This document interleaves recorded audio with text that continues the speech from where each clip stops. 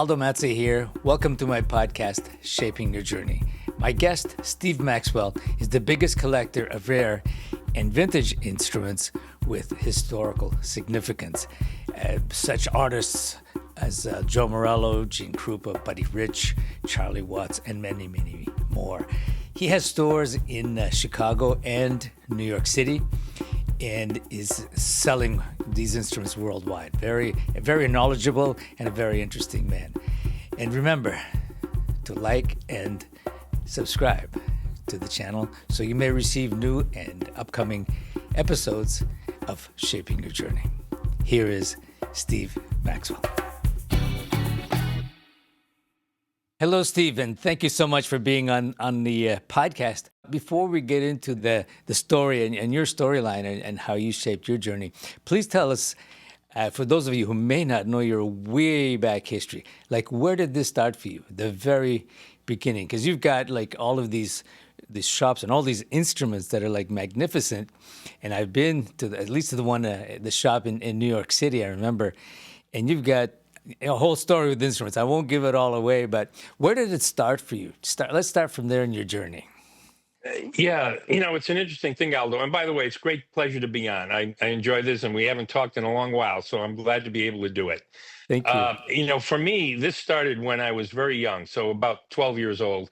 I had a passion for the instrument and used to start playing on old coffee cans and oatmeal cans and things like that. I always had a passion for it. And as things grew, even as far back, I started playing when I was about 12. When I got to be, a teenager and I was working, and I started to have a passion and a real desire to look at vintage drums. It always meant a lot to me. I guess the history of things is really important to me. Yeah. So I always appreciated that. And I was on the road in a band. This is around 1975. And the vocalist from our band was from a town, Newington, Connecticut.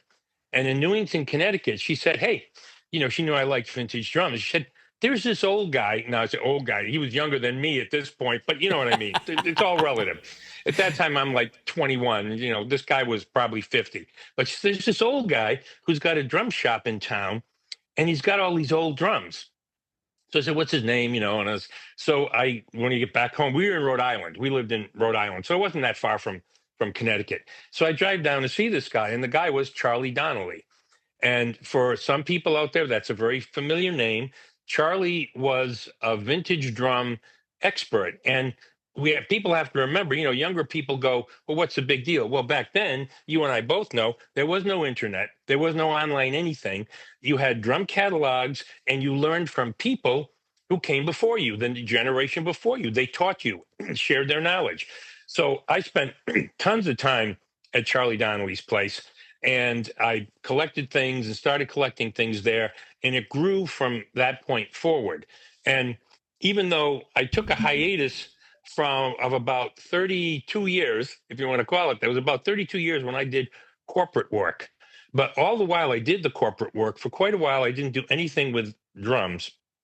And then right around when I turned 55, I decided to leave the corporate world and then kind of get back, embrace my passion for drums. And that's when, things kind of moved forward from there. That was the beginnings of all the rest of this. So that was, when I was about 55, and now I'm 72. So it's been a while. Wow. But the first shop was in Chicago or New York? Chicago. Yeah. It was really a funny thing. There was a building in Chicago called the Fine Arts Building, which is home to, it's been there for, God, I don't know, about 80 years. It's home to a lot of music and arts related businesses. And the Chicago Youth Symphony Orchestra is there. And one of our boys was in the Chicago Youth Symphony. I remember liking the building and thinking it was cool. And there was a little 750 square foot space that was for rent. And I said, geez, maybe I should do something. It was like $1,000 a month. So I signed a lease for 1 year for like, oh my God, $12,000. And I had this little space, and I would only go there on Sundays. I was only open 1 day a week on Sundays is when I go down. And that's how it started. So, and we eventually increased the footprint in that Chicago store. Then in 2008, we opened the store in New York City. And then right around the same time, I took the store that was in Chicago and moved it out to the suburbs closer to where I live. So it's out near me. And that was the beginnings of the New York store, 2008, which was, we opened in April of 2008, which was just a few months before the massive financial crisis crash of 2008. It's like, good timing. And I remember the time we Yeah. went there and we said, well, we had to sign a lease, and it's New York City and everything else. And we signed a lease for $1 million worth of rent. And I'm thinking, well, we'll see what happens. But it worked out okay. And yeah, we were there. The New York store, I sold the New York store 2 years ago to my manager out there who was there with me from the beginning, Jess Birch. And he operates it today under the name Good Hands Drum Shop. And he is the only shop left in Midtown Manhattan. And he's carrying on the future. To me, the New York location was important because I was from Providence, Rhode Island, and I used to go into New York Yeah. when I was in my early 20s. I'd take the bus in, and I would go and visit, go to Frank Ippolito's Pro Drum Shop. I Yes. had sessions there. He didn't call them lessons. I had sessions with Papa Joe Jones. And I was there when Al Duffy was the guy doing all he was the first true custom builder. And so I used to go down there. I'd go down once a month and spend 3 or 4 days there and hound them to death with Al Duffy was so kind and wonderful. And I hounded the man to death with, what's this? What's this? Why do you do this? Why do you do that? So that was the beginnings of it. And I always thought at one time when I first opened the shops in 2000, 8, I said in New York, and then earlier in Illinois, the Illinois shop that was, well, 25 years ago. And I always thought this is kind of my way to pay tribute to Charlie Donnelly's place, Frank Ippolito's place, and also here in Chicago, Maury LaShawn with Frank's Drum Shop. So, Yes. it was my way of kind of saying we need to kind of carry this forward always and support an independent shop. And, even today, Aldo, I made a comment to this for a friend of mine, Charlie, over at Badger's Drum Shop. Nice guy. There are some people today trying to support the independent drum shop model, which is a very difficult thing to do, Sure. as we all know. And those guys, there's some guys coming up and they're niche providers. They're specializing in vintage, and so Charlie over at Badges, another buddy, Mike Windish out at Junk Rock Drums in PA. You got Bryson down at Nelson Drum Shop in Nashville. These guys remind me of myself when I was that age. And so Yeah. to whatever degree I can, I give them information. I try to offer them help and also tell them, if you are having a tough time, pick up the phone and call me because you're not alone. And you need somebody to bounce these things off of to help you get through otherwise you're sitting there going, it's me, must be me. So, we need to keep that alive. And that's a very important part of it right now for me. And the same thing with Jess, who has taken over my New York business a couple of years ago. Excuse me. So that's important to me. More important than ever, I think, to keep that independent shop model alive. Sure. The, it provides a place where you can touch and feel the instrument. Can't do that online. It's a sense of community in person. You stand there. Who's coming in today? In my New York shop, it'd be fun. Who's in today? Oh, Vinny Colaiuta's in. We've been sitting there talking for the last 2 hours. People come in, they go, whoa, that's Vinny. Or, whoa, there's Jeff Hamilton. Or, whoa, there's Peter Erskine. You don't get that typing it on your computer. You need that. And people need to experience that. It's huge for them. So to me, it's important. Yeah, no, just I mean, you took me back a little bit because I'm going to interject my story a little bit because you mentioned all those people that I had the good fortune of coming across. Well, not just coming across, but fortunately they were there to guide. I mean, Maury LaShawn at Frank's Drum Shop in Chicago, and his book Frank's for the Memories. I'm in that book, and just because after I went to a drum camp, I went to his shop. And he was really nice. He treated everybody really well, took us out to dinner. I hung out a few days. And as you say, all these people coming in, I'm saying, oh my God, like instruments everywhere coming out of the walls and people coming in and out saying hello. I mean, whoever it was. And then I said to Maury at one point, I said, Maury, I want to buy that M55 Vibe, but I don't have the money. So what do you think he did? You know, I Maury. know. Yeah. I know. So he said, take the vibes, send me the money. Yep. So, Yeah, that's exactly right. One of my good friends in town here, Joel Spencer, great drummer, phenomenal player, been here for, known him for decades and decades. And same story. He was in Chicago. Maury had a 20-inch K Istanbul that Joel just coveted it. And the same thing. Maury said, "Hey, kid, take it home. Send me the money when you can." And amazing. that's huge. That's That's huge. amazing. And then Frank Ippolito in New York, because I used to go to New York regularly to study every month while I was at university in Montreal. And so I would see Frank Ippolito, the same kind of thing. I bought my first congas from there. And I also bought the chain drives. Remember the bass drum Oh pedal yeah, chain drives? I have two of Al them. The Duffy. that was Al, right? Right. So with the spokes and a chain drive, but they were Camco. One was a Gretsch, one was Camco. I don't remember now, but I have two of them, and they're so amazing. They're so smooth. It was beautiful, and I used to buy my things from there. And then when I met Maury, of course, I bought so much for him because he was such a personal guy. And then there are other guys around the country. So in my tours, I would always stop in on those guys who, like Ray Ayotte and Drums Only in Vancouver. Sure. Uh, there's Jim in Scottsdale, Arizona. What was his last name? Do you remember him, Jim? Oh no, I can't recall it right now. Yeah. He was one of those guys. It was like a network of those people, very individualized, personal. You walk into the store, you get hang for hours, check things out. The pro shop in Los Angeles, of course. Oh yeah. I used to buy all my Gretsch drums there.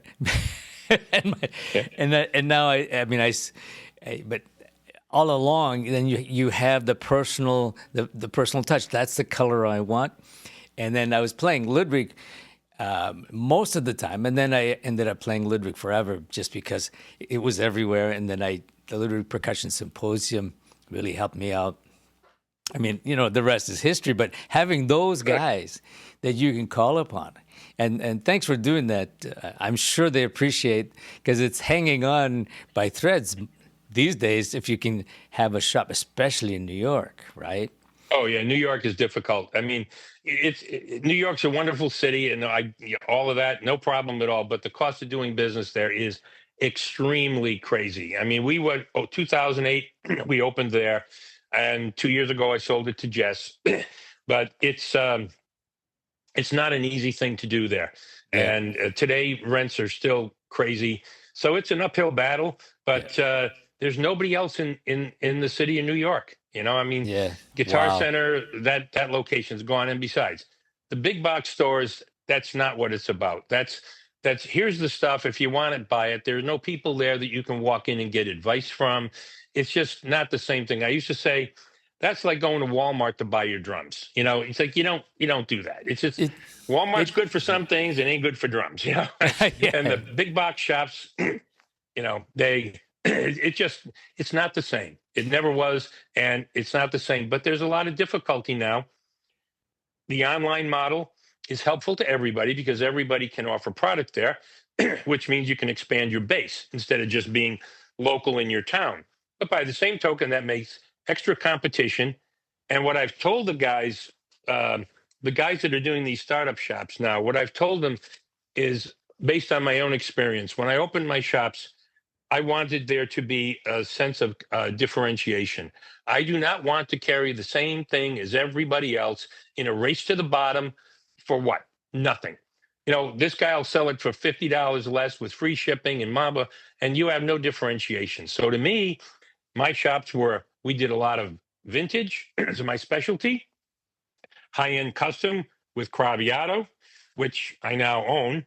And then also we did small amounts of select USA brands. We did Gretsch with a USA made product, Ludwig, same thing.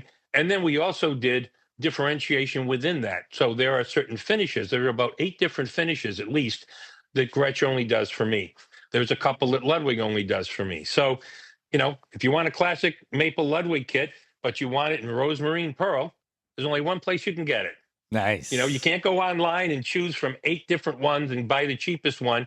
So when I've told these other guys who are starting up, these younger guys, keep those types of things in mind. The Sure, differentiation is what gives you the ability to compete and not get stuck in the race to the bottom. You sure, know, sure. And it makes a difference. What's the address of the shop in New York, in Manhattan? he's still at the same spot that we're at. He's between 8th and Ninth, right? I should remember the exact address, but he's right near Madison Square Garden, right between 8th and Ninth at that corner. And Yeah, it's in a standalone building there. And it's Good Hands Drum Shop is how Jess operates it. nice. Same location we were in before. Yeah, no, I And I'm remember. happy for him. Yeah, no, I remember visiting you over there. It's such a nice shop, and then you can try out the drums. I mean, I'm all over that. I remember at the Frank Capelito's shop when Mel Lewis was standing there, and I'm looking, and he looks over at me. I'm looking at cymbals. He's looking over at me, and he says, "Yeah, that one." And I'm looking over, and I realize who it is, and I say, "Oh, can you tell me?" So I picked his brain about cymbals, and then I went to see him perform that night with the Thad Jones Mel Lewis band. Oh, And yeah. I mean, but that doesn't happen unless you're in a No. place like that. Yeah, Yeah, I mean it's amazing. I mean that when you talk about things like that, Mel, and a decision on a symbol. When I had my sessions with Papa Joe Jones, everybody would say, "Well, show me all the brush patterns or whatever." He said, "No, it wasn't about that. It wasn't about that at all." So I went in and I played for him, and so I'm whatever I'm 21. So I go and I play all my best Buddy Rich licks because Buddy was my hero and all that. And of course, I'm playing, and when we're young, we don't get this. We're all like, we're tense, but we don't realize we're all tense. So I'm doing all this stuff, and then I stop. And Papa Joe just looks at me because he was a crazy character, but he was wonderful. He looks at me and he just goes like this. And I'm sitting there going, I don't know what the guy's doing. And he looks at me and he goes, breathe, breathe. yeah, And I said, yeah, oh, okay, I get it, because you tense up, it doesn't work. You got to flow, you got to breathe. And he would then look at me and he would say, each one of these items is an instrument in and of itself. So with the snare drum, yeah, you play with the sticks, but you can play the edge and you can play the rim and you can put your sticks down and play it with your fingers and mute it. And all these sounds you can get out of the one instrument.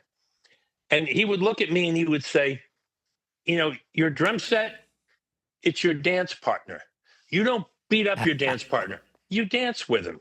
And it's like, I get it. And then he would, for cymbals, Papa Joe, and this is really funny because Peter Erskine's a good friend of mine for forever. And we were sitting once and grabbing some cymbals, and he said, you do that too. I said, yeah. Papa Joe picked a cymbal. He didn't put a stick on it ever. He went over to the cymbal and he tweaked the edge with his fingers, just like that. Pink. And he said, I want to see all the little devils dancing on the edge. He could tell if it was too thick just by tweaking the edge. It isn't even worthy to put a stick on it because it's too thick. And to this day, that's the first thing I do when I walk up to a cymbal. I just tweak the edge and they say, no, no, no, yes. And then I'll put a stick on that one. And it's just, these are the things that you learned, and how to approach the instrument and how to it's an entire instrument. The people people do solos, go like crazy. They don't use their cymbals other than to whack it at the end. No, no, you can incorporate everything that's here, yeah. incorporate the whole thing. You know, so there are things like that. Those people who were at those shops, they pass that information on. Papa Joe, Louie, Buddy, they were all of the same mind of whatever you have an obligation to pass it on and share it. So, I try to do that and being in those shops with those people, and they were all, every time, whoever came in, they were all very helpful and happy to help the young guy. I'm this young, goofy, stupid guy. I don't know what I'm doing half the time. I think I got all these great chops, but Joe Cusadas, you remember Joe Cusadas? Yes, At one time, yes. I went to Joe, spent some time studying with Joe. I played for Joe. He said, "Good, good." He said, "Now do this. Alternate your right hand with your right foot." And I couldn't do it, quickly. And what he was really good at, it was zeroing right in, on, okay, you've got this facility and that facility and that facility, but I think you're lacking this. And he zeroed right in on where I needed help to improve my overall playing. People like that, they were great. Those guys were fabulous. Yeah, So, yeah, you have to support that. yeah. It's important. But it's nice that that's still going on, and there are people who are, I shouldn't say crazy enough, but have the vision and the stomach for it, of course. Yeah. But I think, we need that, and of course it's going to be, the market is going to be saturated with all kinds of different things. But I think the personalized things, I think they have to rise to the top because there are fewer of them, but we seek them out, and we should promote them for sure. Just because, for sure. Just because it's you have your teacher who you can ask questions or bounce off ideas. I have people come to me, but when they really want to explore something, they could be in a shop that spends time with them, because not all instruments are made the same. If you want something very personalized, right? Right. That makes a Like difference. cymbals is the best example of all. When we sell cymbals online, and of course there's a sound file, that's fine, but that's whoever. If it's me, that's my playing, that's my touch, that's my stick. And so I could hand you, and I've done this before, I had a cymbal that was Tony Williams cymbals that he used with the VSOP, his ride Wow. cymbal. And I had Mel Lewis's 20. Remember the 20 with the cutouts? I had Yes. that cymbal as well. And that was a cymbal that Buddy said that was the greatest ride cymbal he ever heard when Mel played it, because he dialed it in. You can sit there. I could play that cymbal all day long and go, it ain't happening. And Tony's ride that I had, it ain't happening because it was for him. So people think, well, I want that cymbal, I'll sound like that. No, you won't. I've told people before, I could give you the ride that he played on Nefertiti, and you will never sound like Tony did because it's just not possible. That cymbal and him, that was the magic combination, and you got to find your own magic combination, Yeah. That's interesting. It's interesting. So you just made me think of something. So you had a special relationship with Charlie Watts. I remember you telling me Yes. all of this, and I mean, before you tell me more about the Charlie Watts story, he had a special symbol too, that Chinese, right? You didn't take Yes. that. He didn't give that to you? Just curious. No, oh, that's funny. I'm sure people are Charlie, wondering. the Charlie story is great, and I love to share it with people. From 2007 till about 2014, I managed all of what he had, his collection, because Charlie was I think everybody knows Charlie collected all sorts of things, not just drums, many things.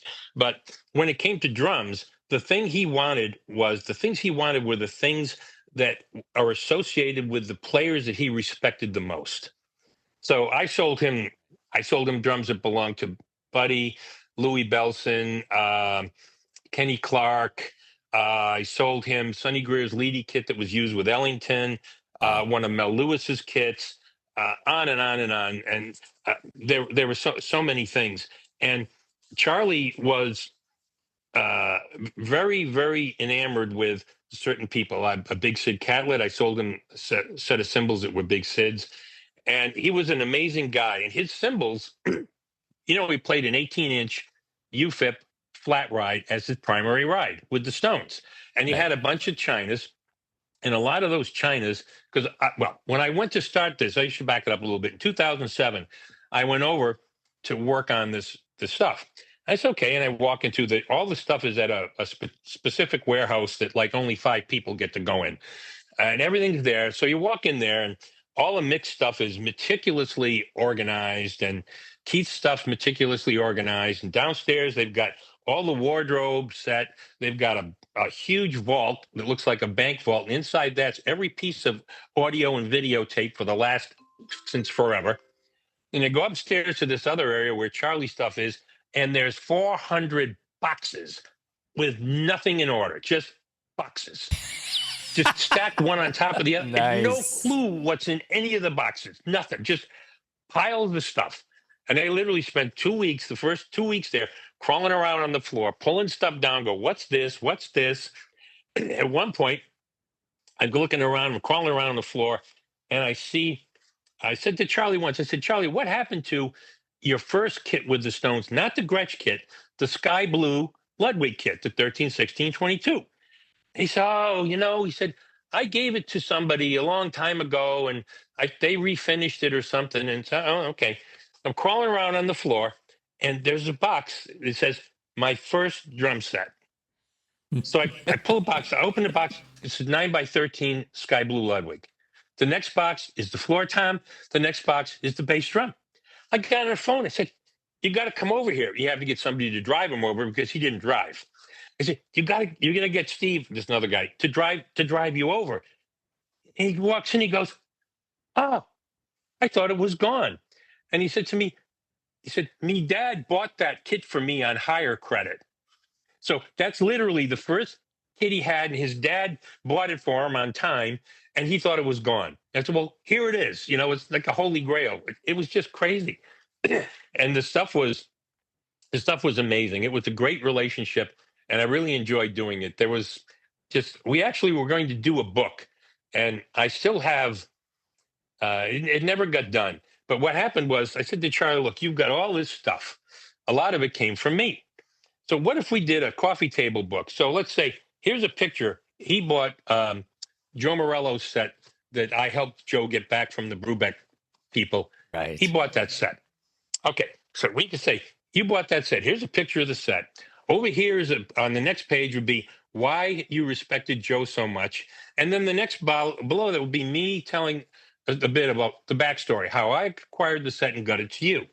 So we did some work on that. The last time I was down there and saw Charlie, I went to his place in South Kensington, and it was such a wonderful experience for me.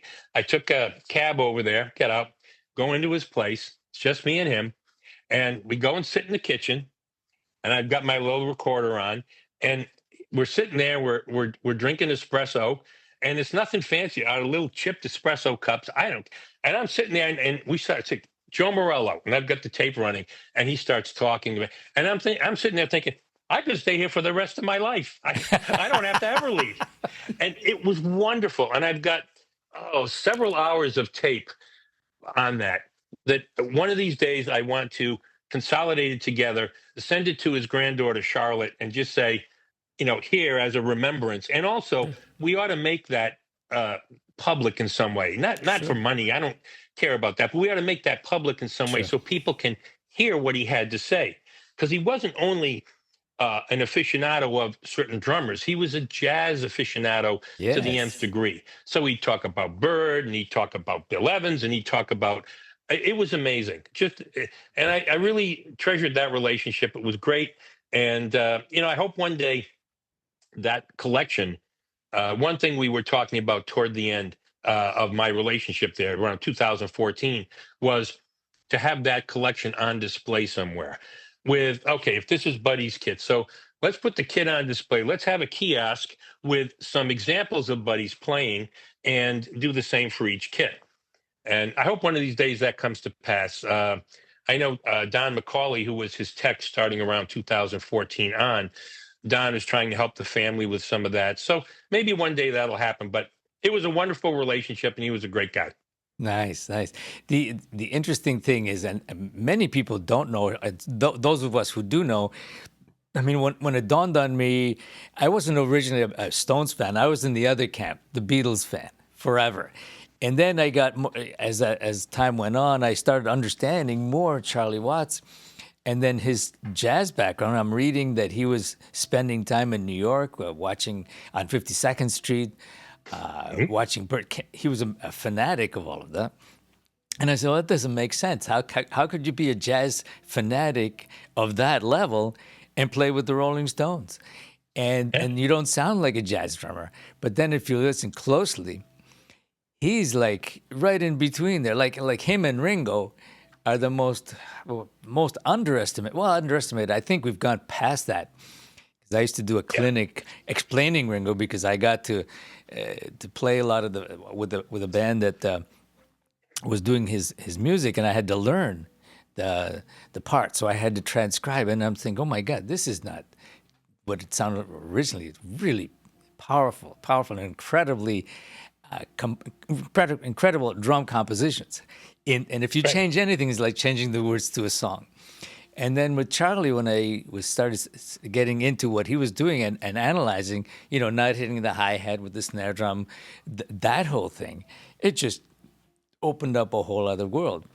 And then Yeah. I bought, I bought one of his records. It was like one of his jazz records. I still have it, and I'm listening to it. And I'm saying, he's amazing. I mean, it's a mind blower, for lack of a better word, to see a guy who's on stage with the Stones in this context for all those years, but it's such a jazz fanatic. So that Right. tells you a lot. And a lot of those guys listened to jazz, had it in the back, and became the part of their creative. Amazing. Well, and what you say about the jazz side of Charlie, it's an amazing thing. He, of course, he had the big band at one point with three Yes. drummers, but he had the quartet, A, B, C, and D, and Boogie Woogie. Bass player who was his friend since childhood, and two pianos.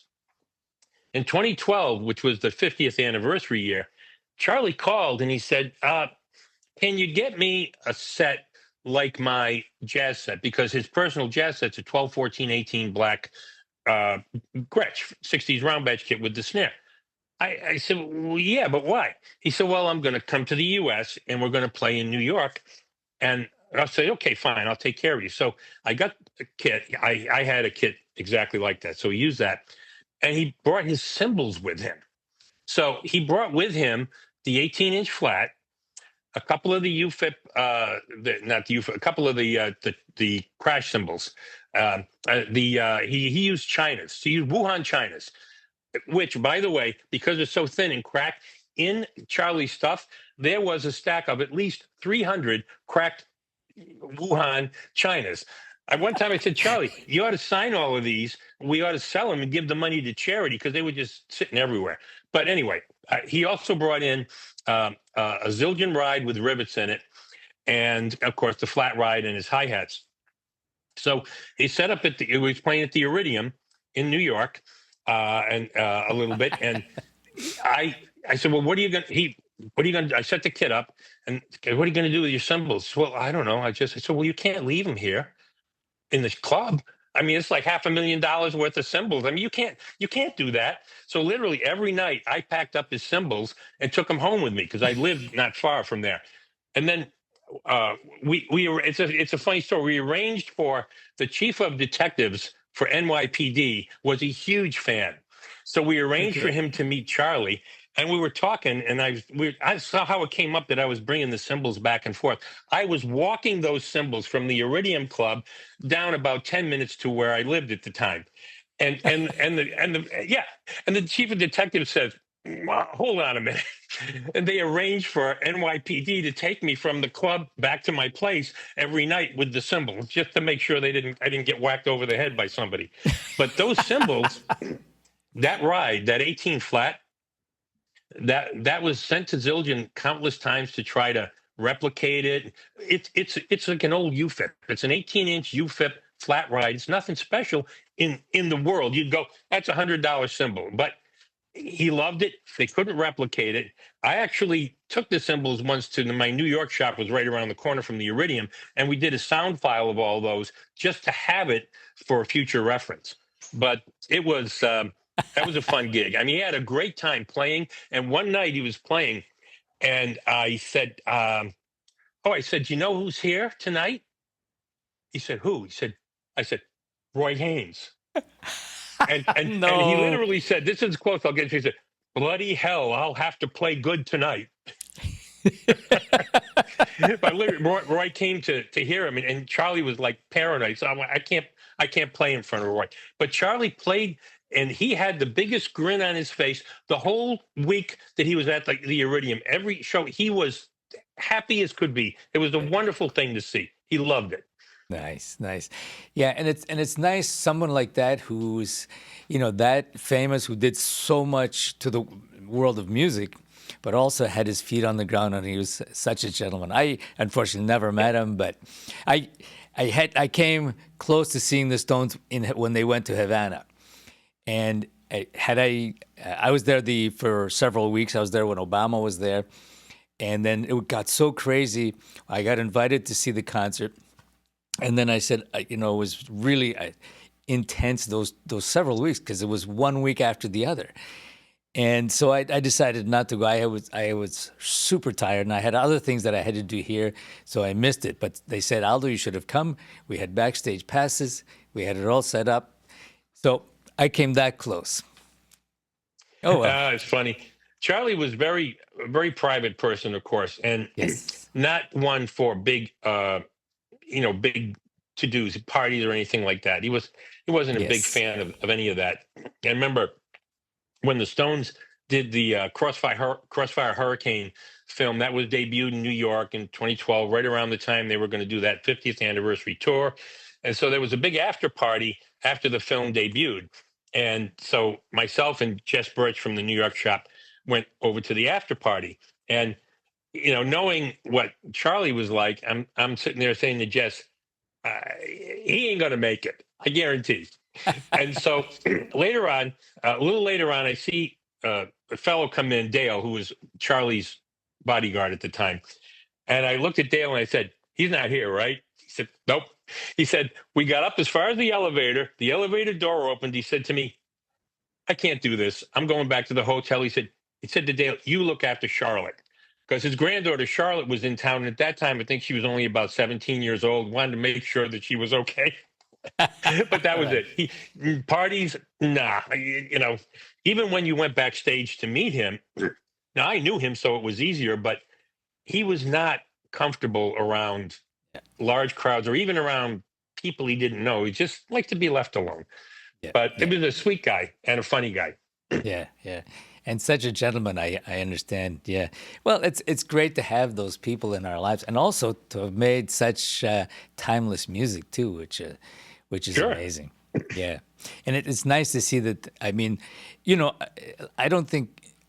I mean, I shouldn't say I don't think. It's really nice to see when people do take what they do seriously, but not take themselves seriously, because we are Yes. fortunate to be in that position to be able to do that. Not that he was lucky, that's a whole other story. But the fact that you're doing something that has changed the world, you were you were the chosen one, and then you decided to do it, crazy enough to do it, and you did it. But it's nice to divorce oneself from what you do, then who you are. You're a human being, and eventually, our time here is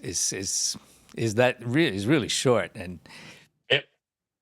it's always a surprise, but that eventually we all go. I mean, there's I nothing is know. forever. It was a terrible thing because when it's okay to talk about this. When Charlie became ill, I've been a close friend of Steve Jordan's for these 25 years. So Steve called me one day and he said, you know, can you get me a snare drum that kind of sounds like the one Charlie's been using on tour, which was a DW drum, which had the tongue, graphic on it. And I said, yeah, I can. I mean, it's. I said, what do you need? What are you trying to accomplish? He said, well, okay. And he said, look, um, I'm going to be subbing for Charlie on the next tour. This was the first. And he said, it's very, very, you can't tell anybody kind of thing. I said, of course. And he said, but I'm going to start the tour, and then Charlie will be back on the road with us somewhere during the tour. I said, okay, that's fine. And then out of the blue, not that many days later, he passed. Things took a turn for the worse. So, so Steve was the replacement. We fixed him up with what ended up was I built him a Craviotto timeless timber, 600-year-old birch snare drum to Wow. use for that tour. Got him a Gretsch kit, and he did that tour. And he was, there's no to say perfect replacement for Charlie is the wrong word. He was the best replacement for Charlie because of all the time he spent playing with Keith. with expensive winos and all of that. So he's already got the connection with Keith, which was so important in the Charlie Keith connection. It's Sure. critical. So Steve already had that, and Steve could do anything anywhere with anybody because Of he's so great. course. But that Yes. was in my estimation, the perfect choice. You have to put somebody in that seat, and I think they did the absolute Yeah. best choice they could have made. Yeah, that was, and Steve, of course, he's one of those guys that has been there all along, plays all kinds of things. He's all of a sudden, oh, it's Steve Jordan, and he's an amazing player. What a creator! What a musical mind. When anything he touched it was like raw, but like the original. Like in the '60s, everybody was like original and authentic. It was, Right. and you knew it was him, you know? Well, a thing about Steve, and I'll mention this, and it kind of gets back to the comment I made about the value of independent drum shops. Of course, I also own Forks down in Nashville. When Gary sold the land, I bought the business, and we kept it running down there. So Steve usually never has time to do clinics. Steve said, "I'll do a clinic for you down there." I said, "Oh man, that'd be great." So he came down and did a clinic. It was 5 o'clock in the evening. We had 350 people. We could not fit another human being in the store. If we had thought we would have been that big of it, I should have thought ahead and had it a different venue. But I mean, people were literally like stacked side by side. Some couldn't even get in. They were listening outside the door. So clinic, usually have a clinic. How long does a clinic last? Maybe what, an hour? You An know, hour, about two, sometimes. 5 hours later, 10 o'clock, Steve was still willing to go. And he didn't do any of this. It's like, look, I'm the world's greatest chops master garbage. No, he talked about what sells a record. How do you play for the tune? That's how guys get paid. You know how to play for the tune. He talked about all of that. He talked about producing, all the different ways that you find a way to make money in this business. And then he did the greatest thing. So, and again, this is 10 o'clock. I finally had to call it because he'd have kept going. We went to dinner later. He said, I'd have gone another couple hours. He had people come up and play along with him. There were guys there who were like, I could die tomorrow now. I've sat down next to Steve Jordan, got to play right alongside him at this clinic. That's why these places are important. These shops are Yeah, important. yeah, That's an experience you can't replicate any other way. yeah, It was wonderful. yeah, yeah.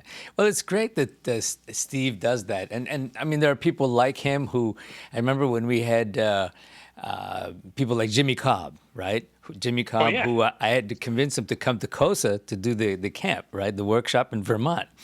And he said, Yep. Aldo, I'm not really good at explaining things, so I finally convinced him. And he came, and there, we have multiple classes going on because each class is small. And he was sitting there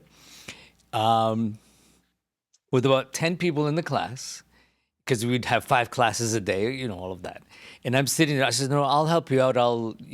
Anything you need because, I mean, you're the guy who was on Kind of Blue, the Miles Yeah. Davis incredible album. It's that touch, that sound, that thing that people will be curious about, and you could talk, whatever you want on that. And he was looking at everybody.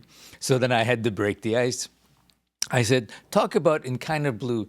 What was that? What exactly were you doing, and what were you thinking in that moment? Because there were no real rehearsals. It was all, all off the floor, right? Of You course. just came Exactly. in, you played, and you And no left. punch in. Let's punch in and change that note, and let's change it. Forget it. Come on. We get in the room and play. Yeah. Yeah. It's off the floor, one take, see you later. And it was incredible. Then he just kept, then he started, and he was like Jim Chapin, unstoppable. And the beautiful thing is, like, we had a rhythm section that was always permanent there. So the rhythm section would play with everybody who was there, whether it's Joe Morello, whether it's Steve Smith, whoever is there, they would play with him. And when Jimmy Cobb was there, he just went on, and he just sounded like himself, like this is that sound, like you were just saying, right? That's There's right. only one guy that sounds like that. I mean, you try it, it sounds so simple. Okay, but Yeah. it's not the same. It's not. And guys like that who just take their time and really give. I mean, Neil Peart, on the other side of the spectrum, who's a dear friend of mine, he came to Cosa as a surprise. He finally, it was the only time he ever did this. And, he was a surprise. He showed up. We had everybody on the stage to do a master class with him one day. And he just went on, and we actually played. And he took questions, and he just wanted to give back, because you feel it, and people of that level who have done so much musically, but are able to remain themselves and give so much. I mean, I'm glad you said that about Steve as well, because he's another incredible artist and a true meticulous in everything he does, not only as a drummer, but as a producer in many styles, of course, and the simple stuff he does. And I've sat with some of his records, and you play along, and you say, "Oh," and only when you start playing along, you say, "Wait a second." Very nice. That was brilliant thought. There's a funny thing. These stories bring back memories. So when I was in high school, this is a long time ago, I played in the jazz band, and I grew up in the. I was a Buddy and a Louie fan, so I grew up with that kind of an influence. And there was a fellow there was a band at the high school that was a rock band, used to play around, and the guy who played drums in that band, his name was Jerry. And you lose track with people after a while. And about 3 or 4 years ago, we come across these people on Facebook, and it's this same Jerry. I say, "Hey, Jerry," and he got a hold of me, and he said, "Man, I just could never play like you. I really, I just really never was able to do that." I said, "Jerry, let me tell you something right now, okay? You, in that band you played in, you were perfect for that band. I would have been horrible in that band because it's not my style. I don't have that. You were exactly perfect at everything you were needed to do. It's for the tune, it's for the music, And if you don't have that, don't go there." And I said, "You were absolutely perfect. I could never have done what you do." And I told him that. I mean, Chad Cromwell, good friend. I mean, he helped me run Craviotto.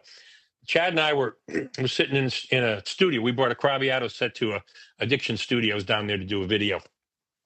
And Chad's sitting behind the drum set, and he's just playing a backbeat with a rim shot, backbeat with a rim shot. And I said to Chad, we were sitting there talking, I said, "You know what? I can't do that. I can't hit a backbeat every single time with my left hand with a rim shot. Can't do it. Never learned it, never practiced it. I can do this, and the other and playing the big band. But if you brought me into the studio and every backbeat had to be with the rim shot, I'd be thrown out in a minute. It's not my thing. It's his thing." So everybody's got their own thing, and it's got nothing to do with how flashy or anything else it is. It's like what works. What I do works for what I do. What he does works for what he does, and the same everybody else. Or guys like Keltner. Yeah, They're like they morph into whatever they need to morph into. I got to give them credit. I don't care what you put them into. They'll make it perfect. It's amazing. yeah, that's true. Yeah, everything he does, everything from every record that he's been working. And I saw him in Havana actually when he was working with Ry Cooder. Oh yeah, I know Ry. He's a great guy. And I mean, just to be able to navigate through all of these styles and be who he is, from the Stones, working with Charlie, working with whoever. Yeah. Wow. I mean, it's amazing to be able to fit right in like a glove and make the thing work and become invisible. And when people say, "Oh, what's the big deal? What's the big deal playing rock?" I'll go, "Well, all right, you sit down and you did 2 and 4 and get a rim shot on it every single time. Go ahead. Let me see you do it." And then, "Oh, okay." Or, how do you fit? How do you listen to what's going on? People, biggest thing we always teach people, listen. What's going on around you? How do you blend with what's going on around you? Yeah. You don't just get up there and do your own thing and dial everything else out. So even what seems to be simple is not necessarily so simple. There's a lot more to it than that. No, obviously, and it's great to be able to go down those rabbit holes and understand it and expand. I mean, that's why we study for life. And the moment you understand something, then you realize how much more you have to learn, which is great. That's right. Yeah. That's right. Yeah. If I changed my role and said, hey, I want to become a studio musician going forward, hey, there's a lot of stuff I need to figure out and dial in because I haven't been paying any attention to that. And you don't just walk in and sit down tomorrow and go, I'm here, let's go. You got to be ready. You got to be Right. prepared. Oh yeah, and I'm just going back to your because I didn't know you owned Craviotto. I know you did a lot of work with Craviotto even when he was alive. Yes. And I had the fortune of meeting him once, and I forget what the circumstance was. I don't remember now, but he was incredible. But I didn't know your involvement to that extent that you're running the company and still making those drums. Yeah. It's an interesting thing. Johnny had back around 2004 when he started off on his own. Because before, there's a long story behind Johnny. And what we also did for the 20th anniversary, which was just this calendar year that just passed, 2024, there's a 30-minute video that we did that you can access on YouTube, Craviotto channel, that talked about the history of Johnny and also about why people love the instrument so much. But when Johnny first went off on his own was around 2004. Prior to that, he would do custom work. And then for several years, he did the shells for the drums that were marketed as DW Craviotto. So Johnny did the shells and DW built out the drums, and that's how they were marketed. And around 2004, he went off on his own. He had a partner who helped him finance that and is still a partner today with me. And when Johnny passed in 2016, then we took over the business entirely to continue to run it. And, it was a tricky thing because the business was in Santa Cruz. So, Watsonville, which is just outside Santa Cruz. And it's, there was nobody there to operate it, manage it, and whatever. And when I bought Forks, we thought, it was a little bit late, a couple of years later, we said, this is a good opportunity to move Craviotto from California to Nashville. And that made a lot of sense because it was closer to natural resources, closer to broad breadth of talent with skills in woodworking, much more. Watsonville was an interesting place, but it was known as the strawberry picking capital of the world, and that's it. So, you want to hire a craftsman, there's nobody to hire, Hang on a sec here. I was in low power mode there.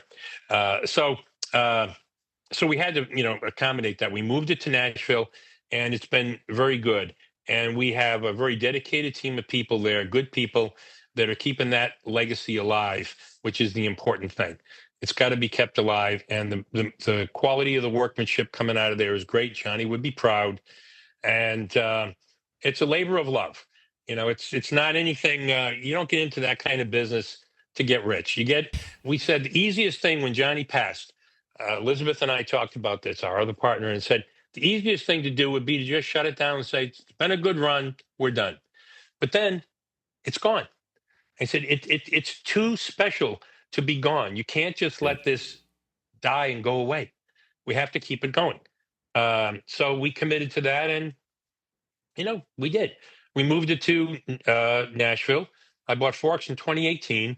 Excuse me. In 2019, we moved Craviotto, which was tricky because you had to shut down for a month before the move because we had to pack everything up. Then we had to have everything transported out, which took 5 tractor trailers and 2 flatbeds to get everything out there. Wow. And then we had to get back up and running. So we were down for 3 months, got back up and running in September of 2019. And then we got to close for 2 months in COVID in March of 2020. So it's like, thank you very much. And, so on and on and on. And then you schlepp through all of the COVID related things that impacted everybody. Shipping dock things, you couldn't get the parts, things weren't coming in, on and on and on and on. So, but you power through it. We did. And we're happy. It's still up and running, and we're happy with what we're doing. And the product is really good. Johnny would be proud. We just celebrated 2024 was the 20th anniversary year. So we're proud of that, and we're going to keep it going. Nice, nice.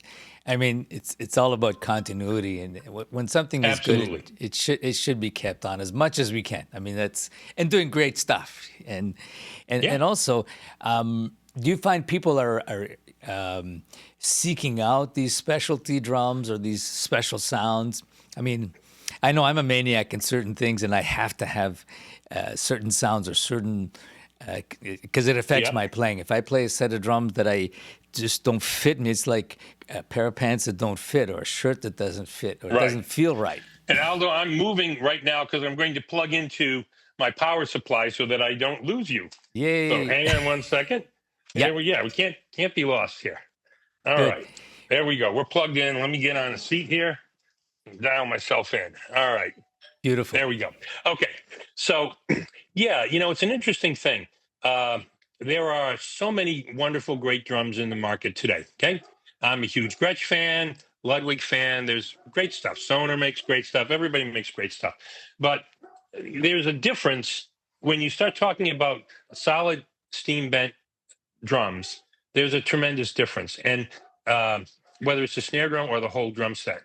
And what Johnny perfected was just incredible. It's magic. And the difference is, well, if you have a ply shell, you have several layers of thin plywood and glue between each layer, and then either a wrap or a spectacular veneer, whatever it is. But it's still a plywood shell, and there's more glue, so your shell won't resonate as much as a pure steam bent wood shell will. So with the Craviotto drums, what you get, and people who are looking for this, who want the versatility and the ability to have it do anything needed at any time, studio, live, whatever, you've got a sense of tuning range is much wider because the shell resonates better. The sensitivity is incredible, the projection is incredible, and the tuning range is enormous. So all of those things are key features. Now, some people don't need that. Some people say, I play in a blues band. This is the kind of stuff I do. Great. You can buy a Ludwig Classic Maple or a Gretsch, whatever, there's a million ways that it'll work for you. But some people want that much more. Yeah, And that's where that market is. And it's wonderful. Great for recording studios. Um, but I mean, some of the guys who are Craviotto artists like Ronnie Vanucci, Matt Wilson, Bernie Dressel, guys like that, they appreciate and respect what that instrument can do. And so it's like, it's like night and day. It's two different things. The other stuff's good, not to disparage anything. This is just a different, totally different thing. beautiful. Yeah, and it's interesting. Like in the development of drums over the years, do you find? I mean, because there's. Let me back up a little bit. You remember the feuds between Slingerland and Ludwig, the designs. And then Rogers comes into the picture with all the. What was that called? The Swivomatic. Swivomatic Swivelmatic, hardware. Yep. yes, and then all these developments moving forward, and all it was like huge. And then for some reason, a lot got slowed down because is it because there was so much developed and there's very little new development needs to happen, like cars, for example. But then you have processes like this steam bending that makes the difference. In what about the edge? What about all of those things? Right. How do you see that? Or since you're so involved, all this new development as opposed to all that development that happened over the years, way back. Yeah, it's interesting. Sometimes you'd say, look, you know, there's only so many things you can do with with a plywood drum shell. And so what you see a lot of is well, it's different types of wood.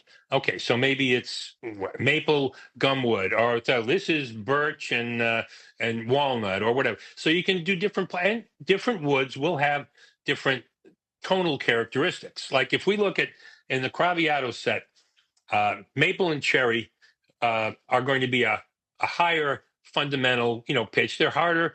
Right. They get a good warmth out of them, but they have that. Walnut kind of sits somewhere in the middle. It's a little bit warmer overall sounding, but still plenty articulate. Something like mahogany is down, that's a warmer, fatter sound. So sometimes we say, with Craviotto, well, what do you do? Well, I play in a a bebop trio. Okay, so maybe a maple 12, 14, 18 is good. Or they'll say, well, yeah, but I like those sizes, but I like mahogany. And I'd say, you can do it. A mahogany bop kit will sound fine, but it's not going to be quite the same. If you're looking for that bebop type sound to blend, you need maple or cherry or something. Mahogany, I'll do it if you want it, but it's not necessarily going to be what you want. And I tell people mahogany is terrific if you do larger size drums, medium to lower tuning. You're going to love it for the rest of your life. And then you can change it with the edges. So you can have a 45. You can do a little bit of a rounded edge. Like, okay, so then it's more contact with the actual head. So it takes a little bit of overtones out. So you can look at it that way.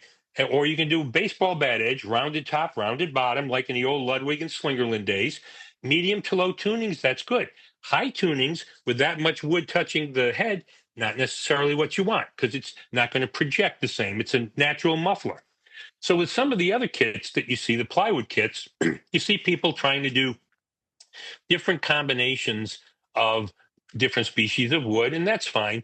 But at the end of the day, there's not that much of any one of those woods to make a huge sonic difference. And I'll give you another example. On Craviotto, we do something called a stacked solid, more than one. So you can have a species with a band of maple, a band of walnut, and another band of maple. And they'll say, well, that'll give me a blend of the sound. And I'll be honest with people. I'll say, look, to be brutally honest, ain't going to be that much difference because you've got a band of maple, walnut in the middle, and maple here and maple here. It's not that different.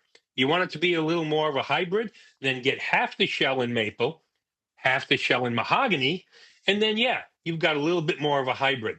But at the end of the day, if it's a plywood shell, I don't know how much of a sonic difference it makes. But unfortunately, in the world of you have to have a new thing every year, like iPhone, do we really need a new iPhone every year? I don't think we do, but there always is one. But the large companies are under the gun to say, well, what do we do to compete next year? And so they're forced to come up with other ideas. The ideas aren't bad. It's a question of, do we really need them? I don't know. There's Gretsch had their one formula shell for a long period of time, which was the USA Custom, basically the round badge era shell.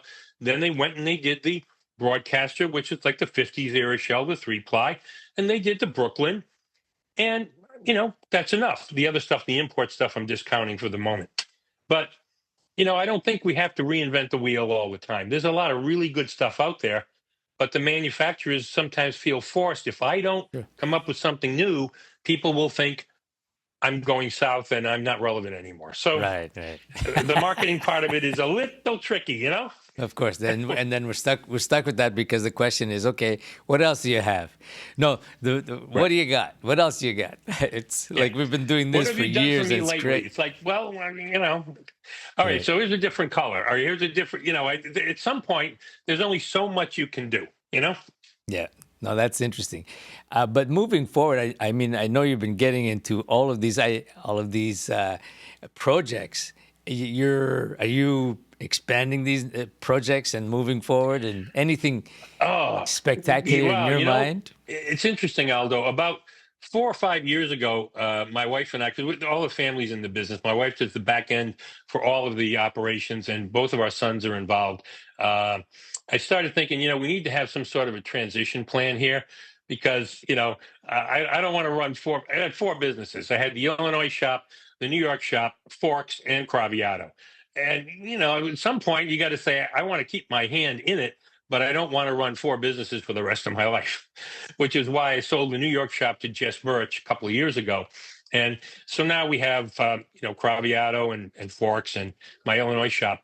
I'm trying to look at things going forward.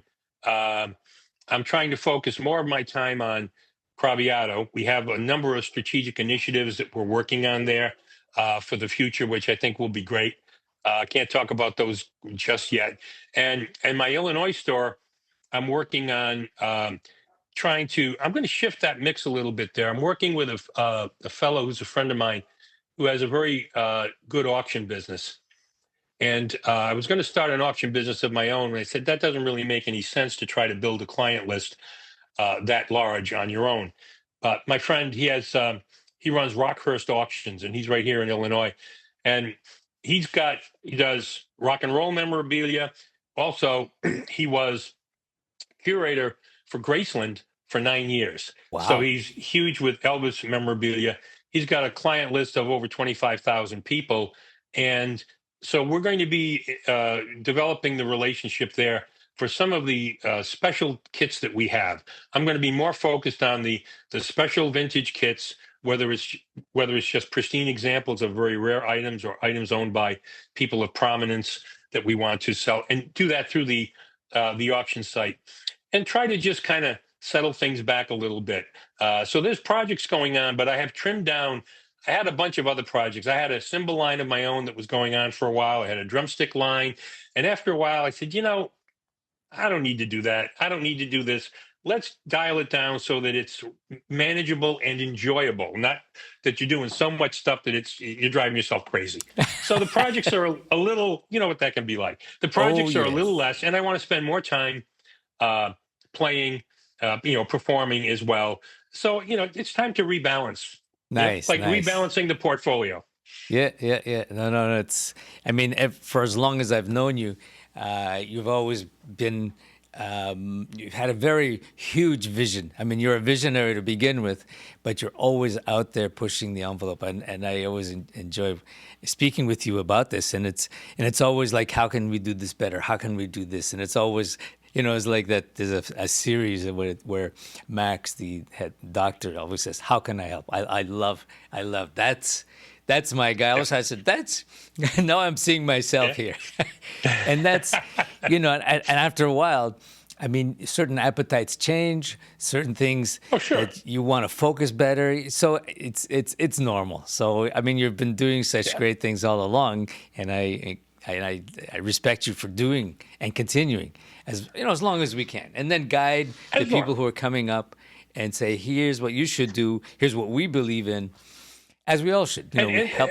you're exactly right. And the one thing that really, if we can say there was anything beneficial that came out of COVID, I don't know how, but I can say COVID served as a reset.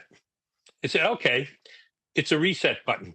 It couldn't do anything for all. You started thinking about what is it you really want to do. And the first and foremost thing was like going back and forth to New York and all of that. It was getting old. And my guy there was willing to take it on. He said, there's step number one. Let's move that to him. So 2 years ago, we did that. And that's been good. But I'm still there to just like, let me know, let me know. And sometimes you reach a point in your life where you say, okay, did this, did this, did this. Now it's somebody else's turn, and that's okay. And I'll help them. I'm willing to help any of these guys that have got startup businesses.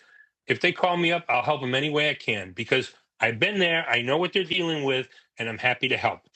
Um, and that makes sense. And you can dial it down, give yourself a little breathing room, and still be active and still be involved and help somebody else.